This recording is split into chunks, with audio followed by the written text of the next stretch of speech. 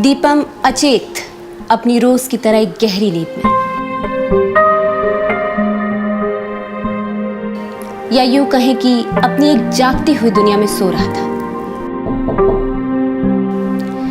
सांची ने दरवाजे पर एक हल्की सी दस्तक दी, जैसे कोई खूबसूरत लड़की अपनी चूड़ियों को खनकाकर इश्क को इनवाइट करती है। उसकी दस्तक का कोई जवाब नहीं आया। दरवाजे को थोड़ा अंदर धकेला तो दरवाजा खुला ही मिला। अंदर आकर उसने देखा दीपम अजीबोगरीब तरीके से सो रहा था। इंसान ऐसे तभी सोता है जब ठंड से ठिठुर रहा हो या फिर किसी खौफनाक सपने की साजिश का शिकार हो रहा हो। सांची ने हल्की सी चादर बेडरूम से लाकर दीपम को उड़ा दी, लेकिन दीपम में कोई हलचल नहीं हुई।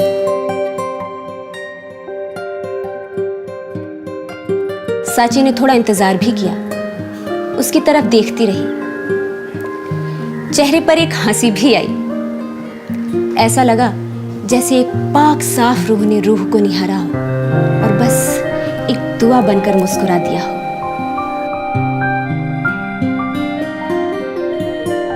फिर सांची का काम शुरू हो गया। उसके होठों पर अनायास ही वो भोजपुरिया गाना आ गया जो वो गाने लगी।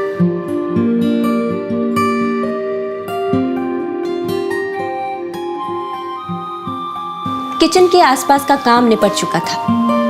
अब वो बेडरूम में चली गई। बेड पर उसने देखा लैपटॉप ऑन है।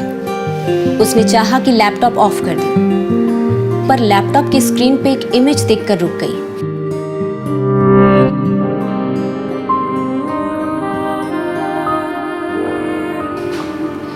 किसी हॉलीवुड एक्ट्रेस के हॉट इमेजेस थे। उसने क्लिक किया तो पॉर्न साइट ओपन हो गई और फिर उसने कई ऐसे क्लिप्स देख लिए जो शायद वो कभी सोच भी नहीं सकती थी।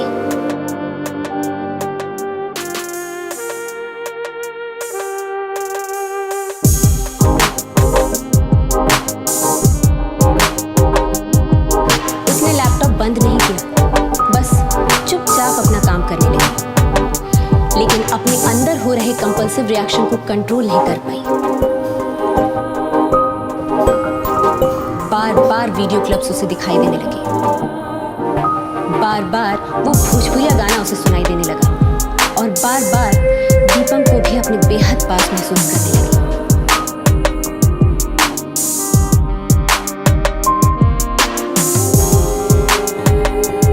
वो ड्रेसिंग टेबल के पास गई और आईने में अपने आप को देखने लगी।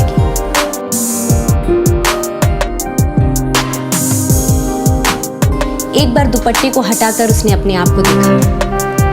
किसी अप्सरा, रंभा, मेनका की तरह मुस्कुराई भी। हॉलीवुड की उस हॉट एक्ट्रेस की तरह जिसे उसने जस्ट अभी अभी लैपटॉप की स्क्रीन पर देखा था। उसकी अदाएं नकल करने लगी।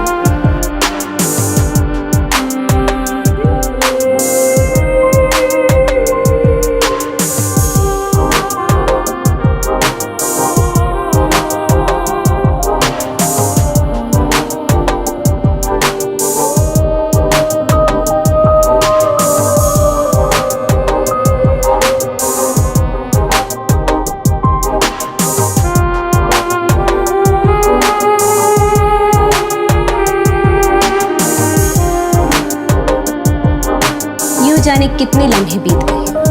अब उसके जाने का वक्त हो गया। वो जाने लगी, लेकिन दरवाजे के पास जाकर रुक गई और दीपम के बिस्तर के पास आ गई। उसे देखती रही, फिर उसके बगल में जाकर लेट गई। चादर का एक कोना खींचकर उसने अपने आप को ढक लिया। अब एक ही चादर के नीचे, एक ही बिस्तर पर सांची और दीपम दोनों